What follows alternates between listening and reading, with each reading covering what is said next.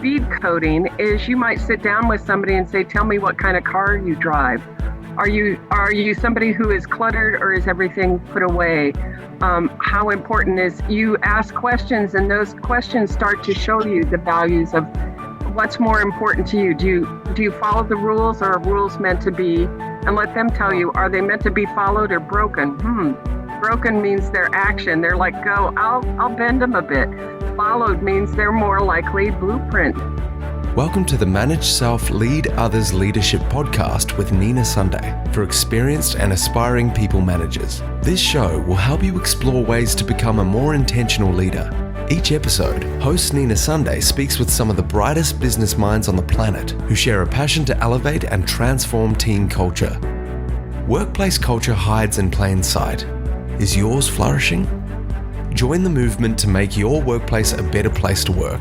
Are you ready? Because it's time to manage self, lead others. With a BA in architecture from Iowa State University, Susan Younger has a background in corporate retail architecture, store design, and project management. A certified B.A.N.K trainer and coach, Susan Younger is also a C-Suite Network Thought Council leader, and it's through the C-Suite Network how we met after I joined over 2 years ago. Working with the B.A.N.K personality profiling methodology, Susan uses this simple tool to help businesses improve sales, communication, and teamwork. Welcome, Susan Younger. So B.A.N.K was created as a decision-making analysis. It was created as a sales tool. And what we've discovered over the 20 years of really working with it is that every decision, be it any decision in life, is the same as a sales decision. It's an influencing others, influencing even yourself on why you do something. So whether it's inviting somebody to your house to share a meal with you, and the kids to eat dinner at night, or negotiating a big $1 million deal, you are still influencing others and trying to do it through languaging that they will connect with in a positive way, that they feel seen and heard. Yeah. And that's the beauty of B.A.N.K code, is it's about that decision-making process. And what I love about it is it layers in with every single other one. When people go, well, I'm already using DISC or Myers-Briggs or Strength Finders. It's like, yes, those are beautiful. They all do something different. So we say it's alike, only completely different. I'm wondering if the listener or viewer might like to go get their own B.A.N.K results. It only takes 90 seconds. So if they go to, it's the HTTPS, the colon, the 2 slashes, crackmycode is one word, .com/get-results. Excellent. And that'll pull up a page and it'll show the 4 cards. And I've got the 4 cards here. And it's a cluster of values and attributes and qualities, and people automatically see the cluster and the pattern, and they go, yeah, that pattern is my first pattern, that one's my second, and it's very easy to just work out, to rate them in order of priority. And they drop and drag into the 1, 2, 3, 4 slots. Yeah. What happens is occasionally somebody doesn't do that, and it automatically comes up as B.A.N.K, the B.A.N.K. Oh, right. And when that happens, I know there are people that is their code, but sometimes it's people I've met and I know that isn't them. And I'm like, did you forget to drag them? Oh, I needed to do that. That's kind of, for me, the fun of it.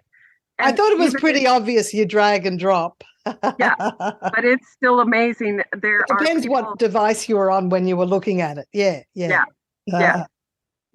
So can we just backtrack a little? Absolutely. Because you're an expert in B.A.N.K and B.A.N.K code, and the thing is, there are 2 reasons to people read in my book. It's like to better interpersonal communication and teamwork, and also better people reading, which leads to increasing sales. Yeah, and I think B.A.N.K code has a bit of an interest in biology, which is the psychology of why people buy, as in biology, not biology. And so it converts psychology into biology. And so it's scientifically validated. That's what I'm trying to get to. How is it scientifically validated? In 2016, San Francisco State did an entire white paper study, and they took the I don't remember exactly which version of a Mercedes car, but they took the script that Mercedes had written, and they actually had Sherry Tree, that created the program, rewrite the scripts based on the codes as she saw them. And they went through a whole series of people cracking their code and then reading these 4 scripts to see which one they liked best without telling them which one was geared to what code. And it came up 100% of matching. The blueprints like the blueprint the most, the actions like the actions the most. I mean, it literally was validated through a blind study that way. And so will people be able to access the white paper if we put the URL in the show notes? I should be able to. If not, they can contact me and I can get it for them. Yes. Yeah, that's great. SKYounger.com. I'd be interested in that white paper because that's Dr. Ryan T. Howell, who's the Associate Professor of Psychology at San Francisco State University. And Sherry Tree, what's her connection? She is the founder who created this for herself. B.A.N.K. Years ago, when she was having trouble with sales, and she was going, how come I get all these profiles that tell me about me, and nothing that tells me about my customer? And it didn't matter how many of the different, profile systems she was looking at. You just couldn't sit down with somebody and say, excuse me, do you have 30 minutes to fill out this form and then let me send it off? So she thought, I'm going to start asking questions and see what they tell me. So it was reverse engineered from day one. Yeah. The individuals actually told her what was important to them, and she tracked it. And in about 2006, somewhere in that range, she started working with it with the team that she was working with. And in that year, she went from a month where she had an income of $8,000, and she was going, if I want to make a lot of money, I'm going to have to make a heck of a lot more than that a month. So she thought, it's been successful for me. Why don't I teach it to my team that I'm working with? And let's see if they have success with it. That next month, she created a contest. She taught all of her people how to use this. And they just had the words on cards for themselves to put up and ask people. And that next month, her commissions were $250,000. That's incredible. So there are questions, simple questions you can ask your client in the course of the conversation that will identify whether they are a B, an A, an N, or a K. Well, it's like any series of questions, that discovery process. Yeah. It's not that there are specific questions to it, but what we teach when we teach what we call speed coding is you might sit down with somebody and say, tell me what kind of car you drive. Are you somebody who is cluttered, or is everything put away? How important is, you ask questions, and those questions start to show you the values of what's more important to you. Do you follow the rules, or are rules meant to be, and let them tell you, are they meant to be followed or broken? Broken means their action. They're like, go, I'll bend them a bit. Followed means they're more likely blueprint, very solid citizen. Yeah. You start to do some of that, but a lot of it ends up coming down to, you hear it in conversation. Now, I got this wonderful report just from the the 4.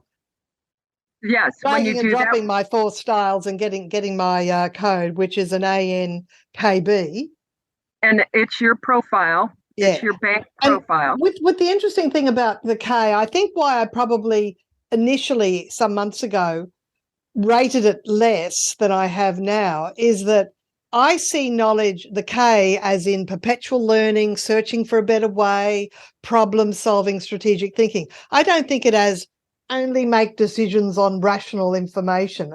But no. I'm very interested in scientific validity. Yes. Yeah. And that is it. They are always open to it, doing research and development. Yeah. And they don't want to be wrong.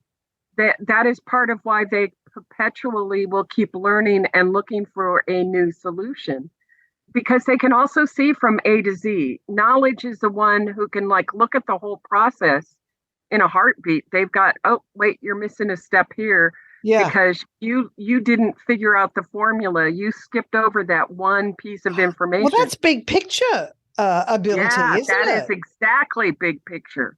Whereas the blueprint is tell me you have a process and tell me I can follow it. Yeah. Most of them don't need you to explain the process to them and want to know how it was created to double check it. They just want to know it's there. Yes, absolutely. And that's I think that's actually why when we teach report writing, we say if you want to give statistics and charts and graphs, put that in the appendix, because there are some styles that want it. So from DISC point of view, you've got the conscientious ones. So it sounds like it's similar to Blueprint, not exactly the same.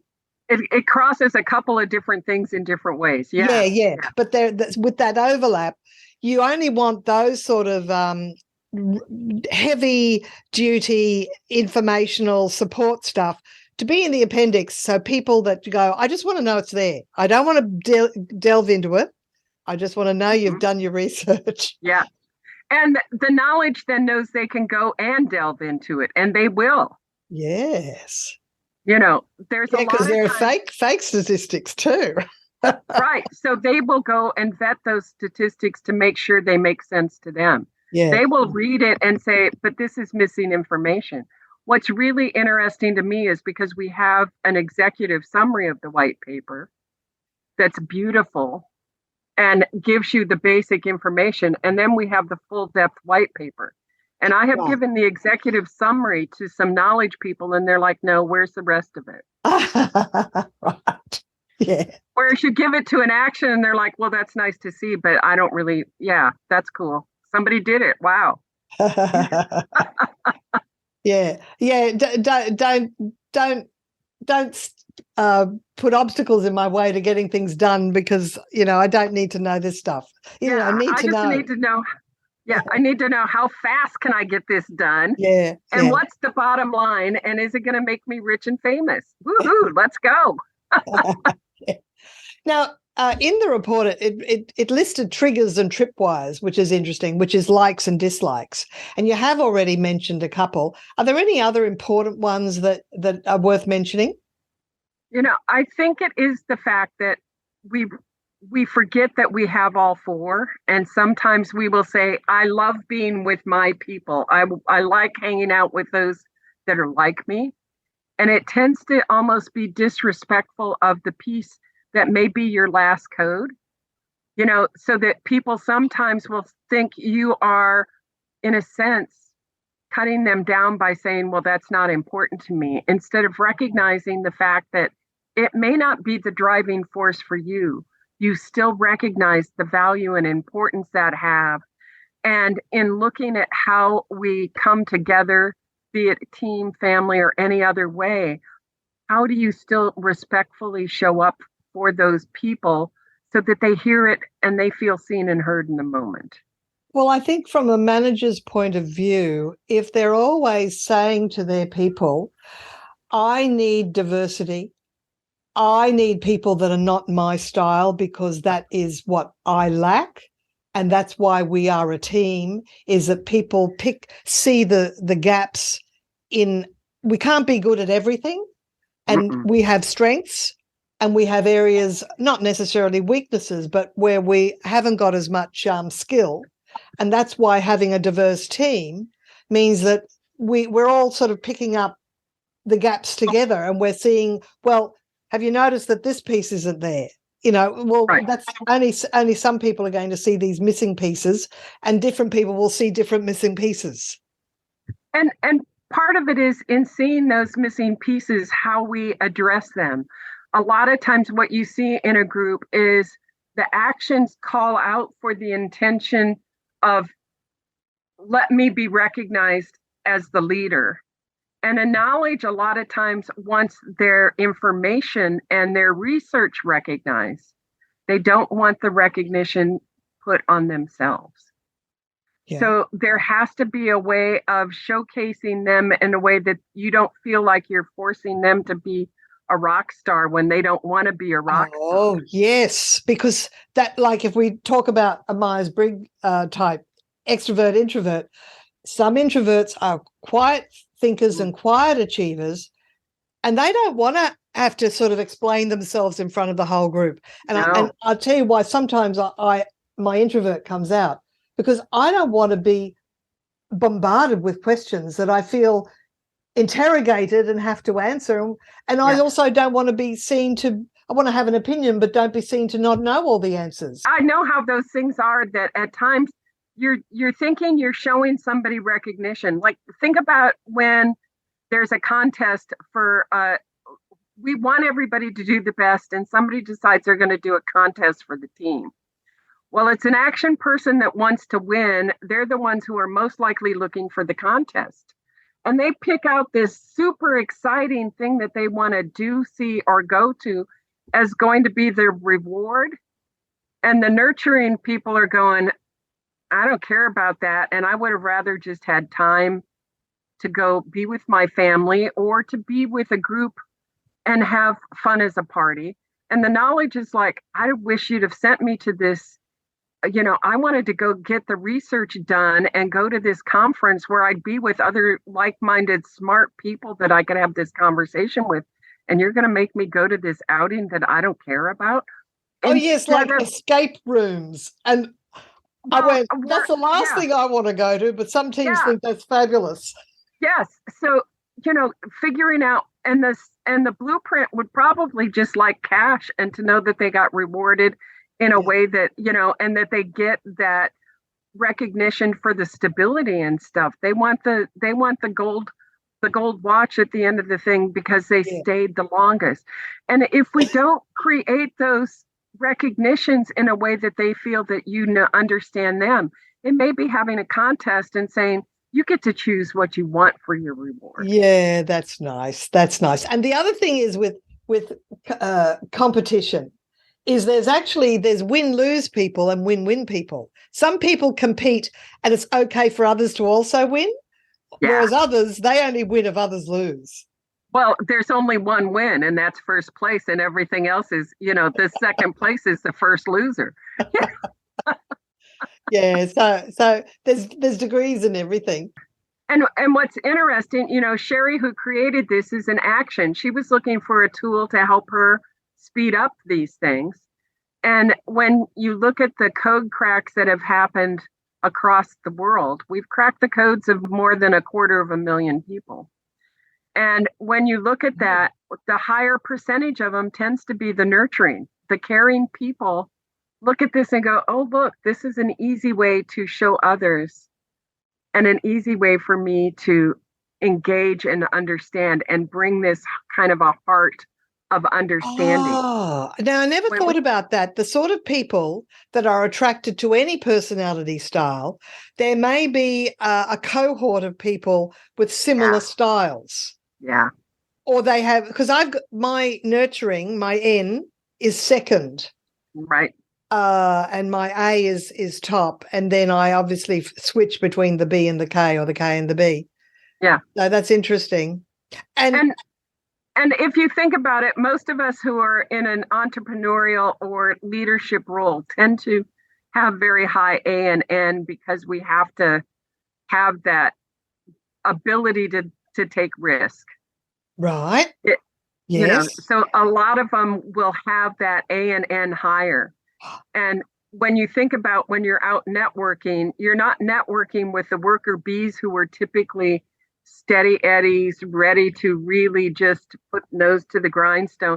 And most of those people really don't want to go out and have to make new friends.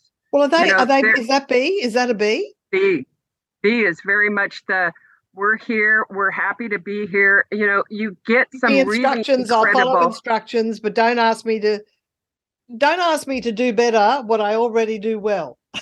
Yeah. And I'm quite happy right here. Things are secure. As one of my friends says, don't throw a rock in my placid pool. I like this calm environment. And that is that blueprint feeling less risk, very risk averse. Right. That And would explain why I think of this insurance ad. I don't know if it's in the United States. It's in Australia, where the key word is life unchanging. And this was all through COVID. I went, what? At the moment. They're going for this blueprint. They are definitely talking to that blueprint. And that's where you start to go, is that your client. It's very fun when you take somebody's marketing material and start to show them, are you talking to who you really want to connect with, or are you talking about what your product does for them? Yeah. The thing is if I'm talking to a decision maker of a big company, they may not be exactly what's on the website. In fact, half the time they haven't looked at the website for a year. So they don't know what's there. You have to really gauge the person, the decision maker, not necessarily the company website. Would that be right? And sometimes you need to address both, because they know that there is a company line of what they are expected to deliver. Yes. Which might be knowledge. I was talking with a gentleman from India who was representing a tech company that did a lot of medical stuff. This was during the pandemic. He had reached out to me over LinkedIn, and I looked at his profile and I was like, it's written about what I would call knowledge-based businesses. However, something about him told me he was more of an action. So I made sure that even though I acknowledged what the knowledge base of the business was, that I saw him as an action taker. So obviously, if we get our own code, and then we want to know how to adjust the language of our proposals and of our emails, is there training that we can do? Yeah, I can go in and work with companies or teams and individuals to do that. We also have online programs that can be purchased to do that. I almost always have the AI up and running all day, because as I get a letter or I'm thinking about writing something, a proposal, I put it into the AI to see, am I writing to what I think that customer. Write this for a blueprint. Write this for an action. I write it and then I check to see, did I write it for them? Right. Look, I just love learning styles, personality styles, behavioral preferences, and the fact that there is a new one that's scientifically validated, that has this real world application to connect to sales. I mean, it's a no-brainer to actually at least get your code done. And then maybe take it from there. Susan, it's been a fascinating exploration into B.A.N.K code, the code breaker, and we'll have the URLs in the show notes again for people to read. It's also on YouTube. So thank you for your time today, all the way from, are you in Iowa at the moment? Oh, no, you're in Texas these days. I'm in Dallas, Texas, yeah. Dallas, Texas. Thank you so much. Nina Sunday is on a mission to help leaders transform culture. To book Nina Sunday CSP to speak at your conference, visit ninasunday.com to request a proposal. Nina travels from Brisbane, Australia for in-person presentations Australia-wide. Twice certified virtual presenter, Nina Sunday presents virtually, globally, for any time zone. This podcast is a part of the C-Suite Radio Network. For more top business podcasts, visit c-suiteradio.com.